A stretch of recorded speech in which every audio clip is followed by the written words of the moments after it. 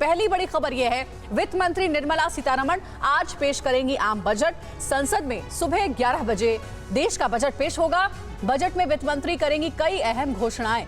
मोदी सरकार 2.0 का अंतिम पूर्ण बजट है ये, क्योंकि अगले साल है लोकसभा चुनाव। पिछले 2 साल की तरह इस बार भी पेपरलेस बजट होगा।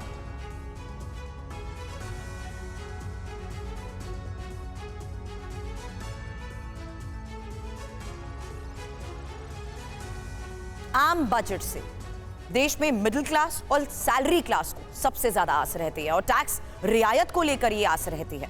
पिछले 9 साल से आयकर में छूट का दायरा 2.5 लाख पर ही अटका है। इस बार के बजट में इस दायरे को बढ़ाने पर फैसला हो सकता है।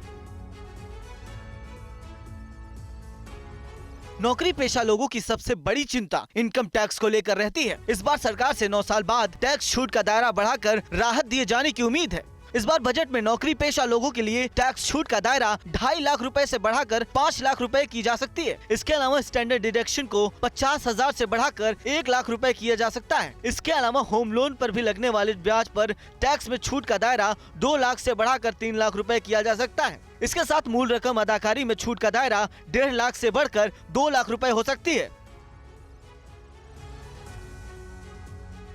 तो वहीं आज पेश किए जाने वाले देश के आम बजट में मोदी सरकार किसानों के लिए पिटारा खोल सकती है। किसानों को सालाना मिलने वाली मदद की किश्त में बढ़ोतरी भी हो सकती है।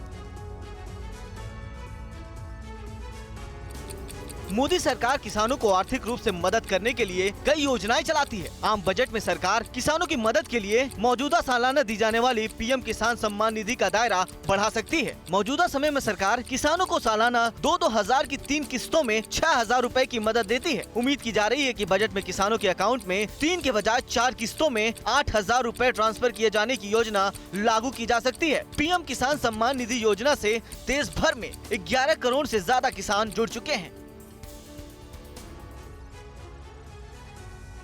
और इस वक्त की सबसे बड़ी खबर बता दें, बजट पर वित्त मंत्रालय से ये बड़ा अपडेट है। सुबह 9 बजे आवास से निकलेंगी वित्त मंत्री। नॉर्थ ब्लॉक 9:10 पर वो पहुंचेंगी।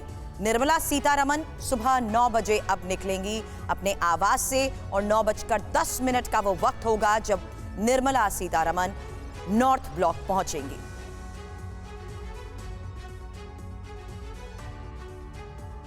तो बजट को लेकर जिस तरीके से लगातार हम चर्चा कर रहे हैं, किसानों को आर्थिक मदद का दायरा बढ़ाने के साथ सरकार बजट में कृषि से जुड़े कारोबार को भी अब टैक्स में राहत दे सकती है।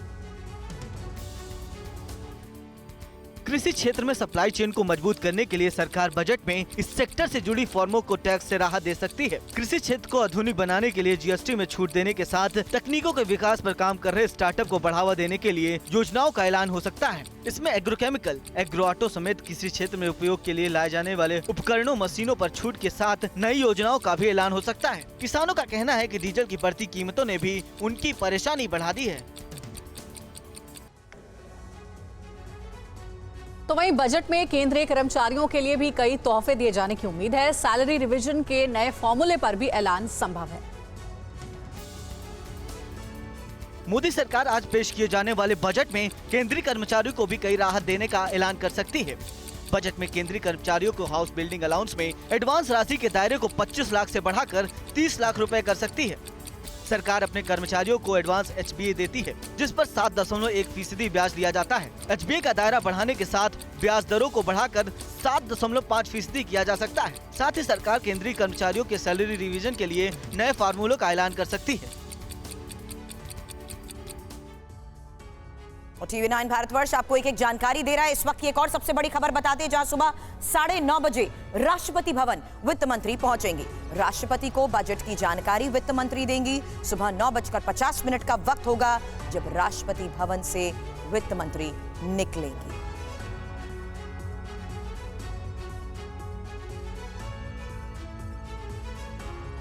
और एक और अहम मुद्दा, जहां आम बजट में देश की सरहदों की सुरक्षा का भी ख्याल रखा जाएगा।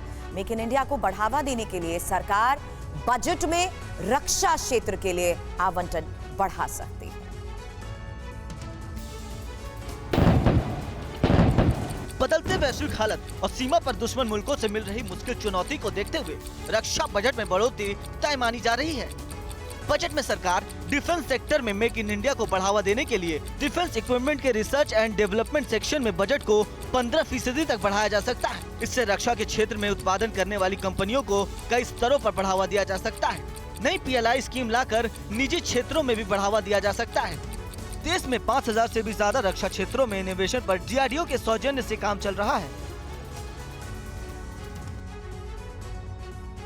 देश में बेरोजगारी के आंकड़े को कम और स्वरोजगार को बढ़ावा देने के लिए मोदी सरकार बजट में कुछ बड़े बदलाव कर सकती है।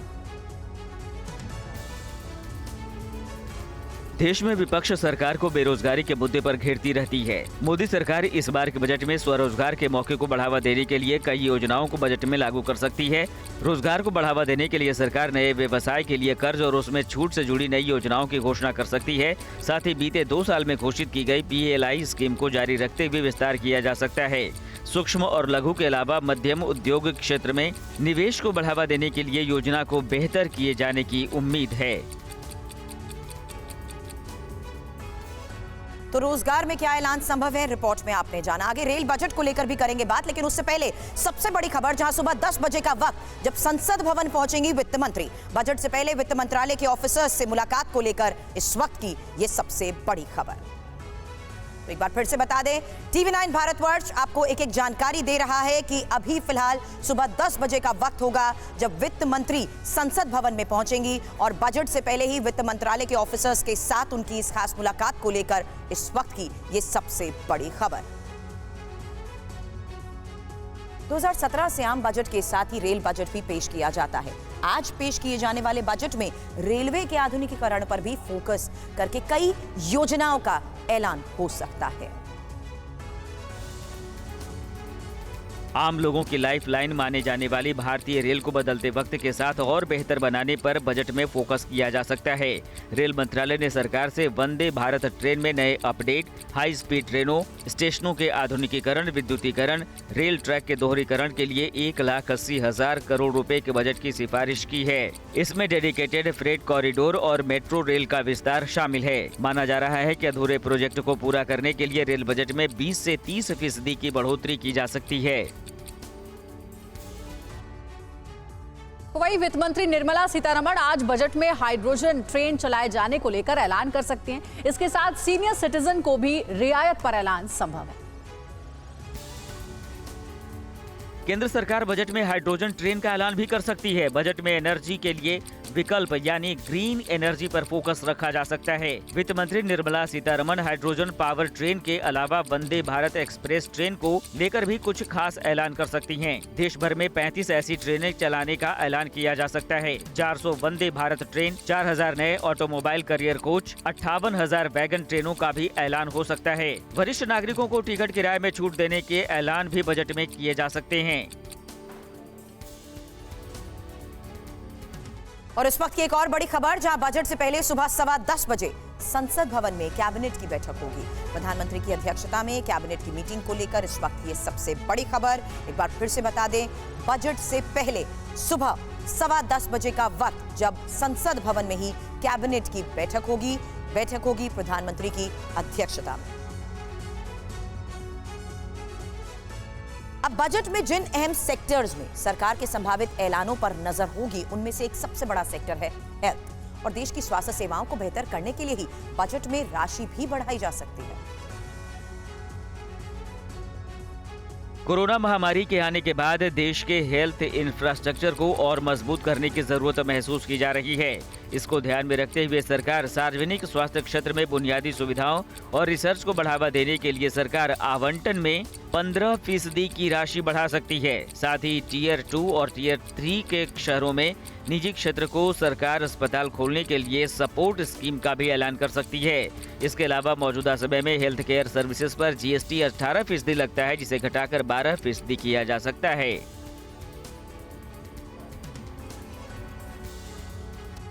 ग्रामीण और शहरी क्षेत्रों में मनरेगा के जरिए कामगारों की मदद को लेकर भी बजट में कुछ ऐलान होने की उम्मीद है। ये रिपोर्ट देखिए। साल में 100 दिनों की गारंटी वाली रोजगार योजना मनरेगा के लिए सरकार बजट में आवंटन बढ़ा सकती है।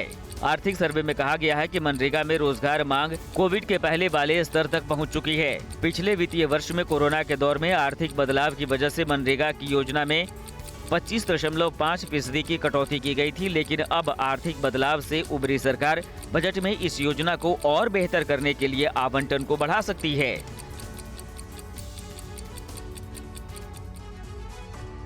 और बजट में देश में बने उत्पादों को बढ़ावा देने के लिए विदेशों से आयात को कम करने का भी सरकार का इस बजट में लक्ष्य हो सकता है। अब आयात पर लगाम देने के लिए बजट में कस्टम ड्यूटी बढ़ाई जा सकती है। आत्मनिर्भर भारत मिशन को सफल बनाने के लिए सरकार कई कदम उठा रही है। आज पेश किए जाने वाले बजट में भी सरकार आयात को कम करने के लिए निजी जेट, हेलीकॉप्टर, महंगे इलेक्ट्रॉनिक सामानों पर भी कस्टम ड्यूटी सरकार बढ़ा सकती है। इसके अलावा प्लास्टिक के सामान, आभूषण, अच्छी गुणवत्ता वाले कागज पर भी कस्टम ड्यूटी बढ़ाई जा सकती है। स्थानीय उत्पादों को बढ़ावा देने के लिए छोटे कारोबारी भी सरकार से मदद की गुहार कर चुके हैं। ऐसे में उन्हें भी टैक्स की राहत दी जा सकती है। और अब आपको हम बताने वाले हैं कि आखिर नए बजट से उम्मीदें क्या क्या हैं। गौर करिएगा, सबसे पहले युवा सेक्टर पर जरा गौर करिए। स्किल ट्रेनिंग के बाद रोजगार नहीं तो भत्ता मिलने की संभावना है। महिलाओं को रसोई गैस और राशन के दाम में कह सकते हैं कि छूट मिल सकती है, कम हो सकता है। बुजुर्गों के लिए भी खास है, इलाज का खर्च टैक्स फ्री हो। किसान को उम्मीद है कि पीएम किसान की धनराशि में बढ़ोतरी हो। ऑटो उद्योग, ऑटो पार्ट्स पर एक समान जीएसटी लागू की जाए। रियल एस्टेट में रियल एस्टेट का इंफ्रास्ट्रक्चर इंडस्ट्री का दर्जा मिले। आम आदमी आयुष्मान योजना का दायरा बढ़ाया जाए। छात्र सस्ती और रोजगार परक शिक्षा मिले। उद्योग जगत क्रेडिट गारंटी और पीएलआई स्कीम बढ़ाई जाए। वहीं छोटे कारोबारी मुद्रा योजना में लोन की सीमा बढ़ाई जाए।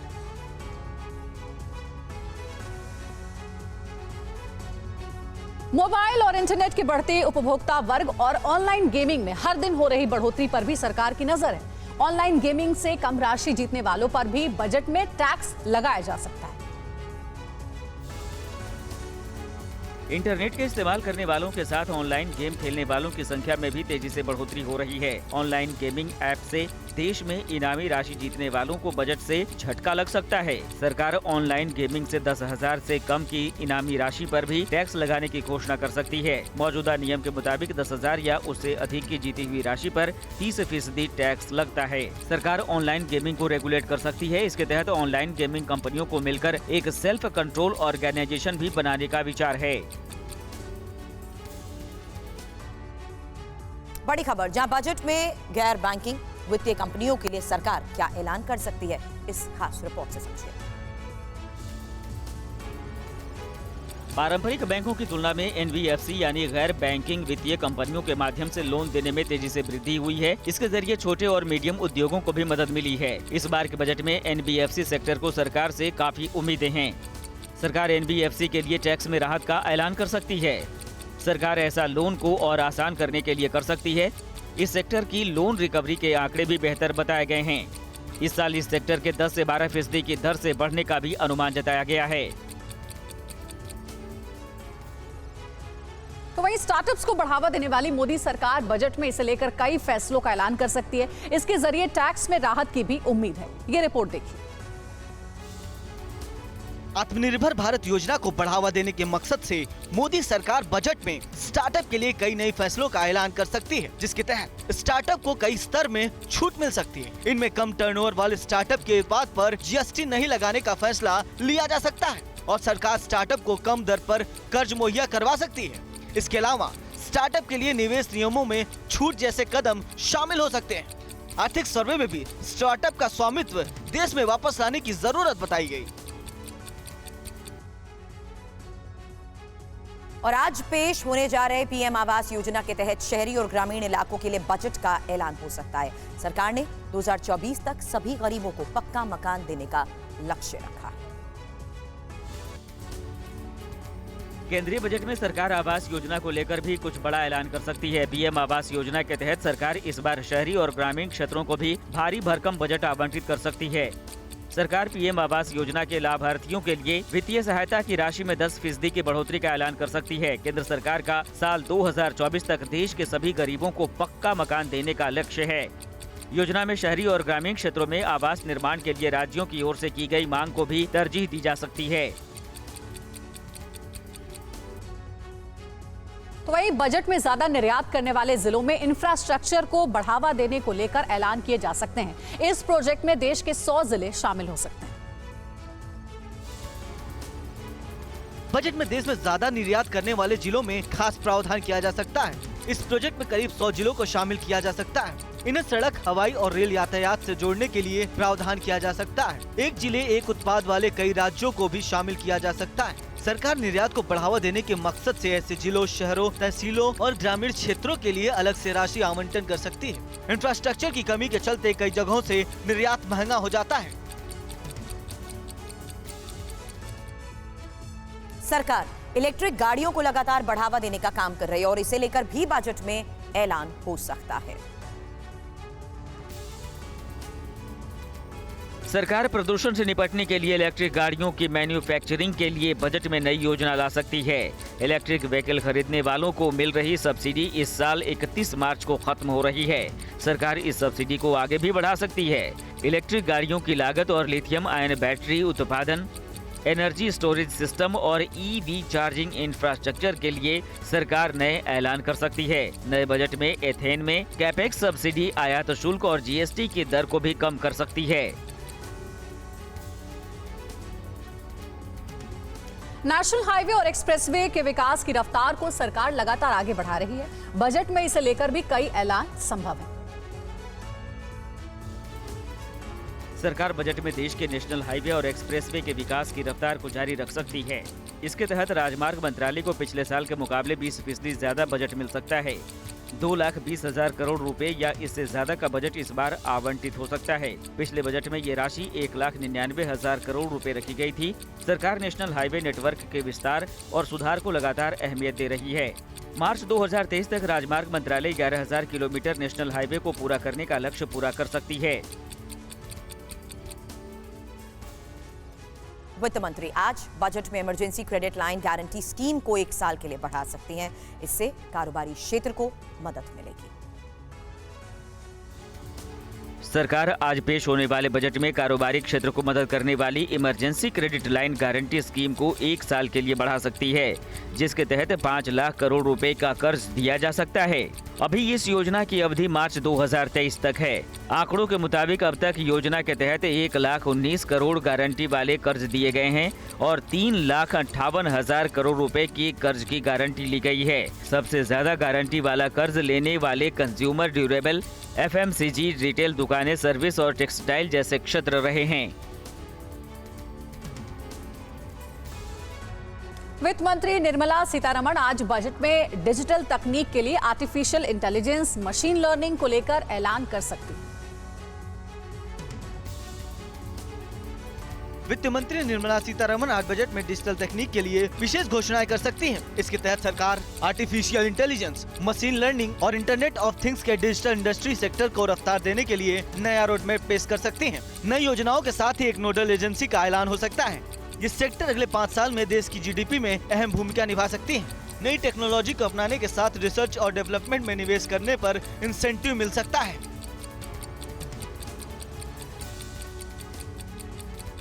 केंद्र सरकार बजट में गौधन से जुड़ी ग्रामीण अर्थव्यवस्था को बढ़ावा देने के लिए नई योजना का ऐलान कर सकती है।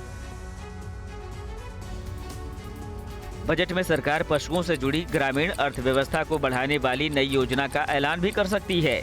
इसके तहत जानवरों से जुड़े विश्वविद्यालय खोलने, गौशाला को बढ़ावा देने और ग्रामोद्योग से जुड़े उत्पादों में इसके इस्तेमाल को बढ़ावा देने वाली योजनाओं के लिए 500 करोड़ रुपए का आवंटन किया जा सकता है। सरकार इसमें रिसर्च कर आवारा पशुओं के उपयोग और ग्रामीण अर्थव्यवस्था को बढ़ावा देने के मद्देनजर नई योजना ला सकती है। आपको बता दें कि देश में बायो CNG, जैविक खाद जैसे कई उत्पादों में गोधन का इस्तेमाल बड़े पैमाने पर हो रहा है। –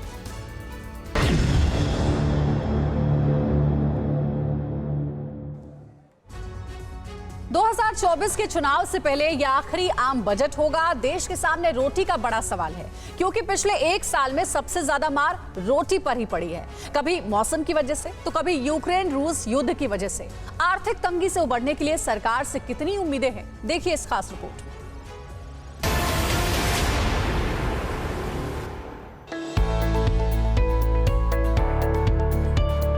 गरीब हो या मिडिल क्लास, सबके लिए 2 जून की रोटी अहम है। लेकिन महंगाई ने हर किसी का बजट बिगाड़ दिया है। रोटी के लिए आटा चाहिए और उसका दाम 12 जनवरी 2023 को 33 रुपए प्रति किलो था, जबकि ठीक एक साल पहले 12 जनवरी 2022 को आटा 25 रुपए प्रति किलो बिक रहा था। यानी एक साल में आटे की कीमत 32% बढ़ गई। इसी तरह गेहूं भी पिछले एक साल में आटे जितना ही 32% महंगा हो गया। इस महंगाई पर वित्त मंत्री कहती हैं कि उन्हें दर्द का एहसास है। मिडिल क्लास का प्रेशर्स को मैं समझ पा रही हूं। सवाल है कि वित्त मंत्री को जिस दर्द का इल्म है, आखिर वो गरीब मिडिल क्लास क्यों परेशान हो रहा है। वित्त वर्ष 2021-22 में गेहूं का अनुमान से कम उत्पादन हुआ। अप्रैल से नवंबर 2022 के दौरान गेहूं का निर्यात बढ़ा। डिब्बा या पैकेट बंद और लेबल युक्त गेहूं पर 5% जीएसटी लगाया गया और रूस यूक्रेन युद्ध के कारण सप्लाई चेन प्रभावित हुई। इस हालत के बीच राहत यह है कि महंगाई दर में कमी दर्ज की गई। इस साल गेहूं के बम्पर उत्पादन का अनुमान है। अब अगर वित्त मंत्री भी बजट में कुछ राहत देती हैं तो ये मिडिल क्लास के बजट के लिए सोने पर सुहागा जैसा होगा। गौरव अग्रवाल के साथ ब्यूरो रिपोर्ट, TV9 भारतवर्ष। पिछले एक साल में दूध की बढ़ती कीमतों ने बहुत सताया है और बार बार सताया है। अब 24 के चुनावी बजट से लोगों की एक आस ये भी है कि वित्त मंत्री जी कुछ ऐसा जरूर करेंगी कि दूध के दाम कंट्रोल में रहे।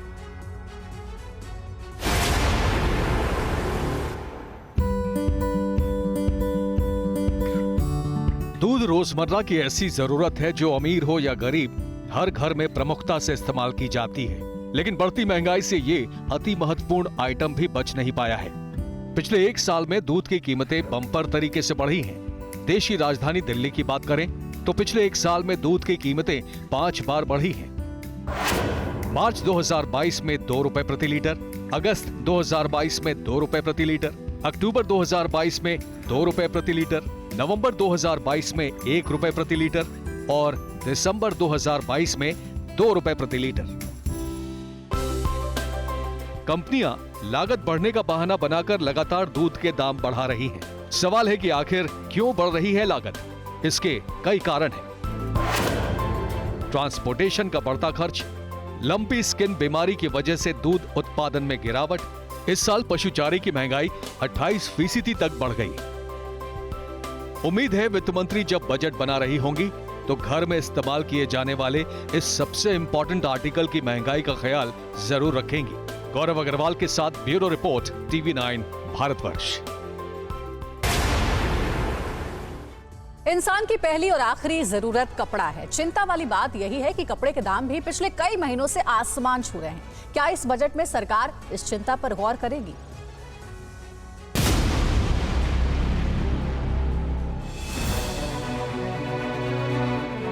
इंसान की पहली और आखिरी जरूरत है कपड़ा। अमीरों के लिए फैशन और गरीबों के लिए तन ढकने का सामान, जिसके दाम में थोड़ा भी उछाल गरीबों को बेहाल कर देता है। चिंता वाली बात यही है कि कपड़े के दाम भी पिछले कई महीनों से आसमान छू रहे हैं। जुलाई 2022 से कपड़ों की खुदरा महंगाई दर यानी रिटेल इन्फ्लेशन रेट 9.5% से ऊपर ही रहा। दिसंबर के महीने में इसमें थोड़ी कमी जरूर आई, लेकिन तब भी इन्फ्लेशन रेट 9.20 बना रहा। कपड़े की महंगाई की वजह कपास का घटता उत्पादन और बढ़ती कीमतें ही हैं। देश में 2020 में कपास का उत्पादन 353 लाख गांठ हुआ था। 2021 में कपास का उत्पादन घटकर 307 लाख गांठ रह गया और इस साल 330 लाख गांठ कपास का उत्पादन होने का अनुमान है। यानी कपास उत्पादन इस साल भी 2020 के बराबर नहीं होने वाला। उत्पादन कम होने का ही असर है कि कपास का समर्थन मूल्य सरकार ने 6,380 रुपए प्रति क्विंटल तय किया है, जबकि बाजार में कपास 8,200 रुपए प्रति क्विंटल के भाव बिक रहा है। देश में कपड़े की आधी जरूरत सिंथेटिक यार्न से पूरी होती है और सिंथेटिक यार्न यानी पॉलिएस्टर कॉटन बनाने के काम आने वाला कच्चा माल भी इस साल 10 रुपए प्रति किलो महंगा हो गया। यानी कपास की महंगाई से बचने का रास्ता भी बंद। अब उम्मीद यही है कि वित्त मंत्री बजट में कोई रास्ता निकालेंगी ताकि कपड़ा आम लोगों की पहुंच से बाहर ना हो। ब्यूरो रिपोर्ट के साथ गौरव अग्रवाल, TV9 भारतवर्ष। है।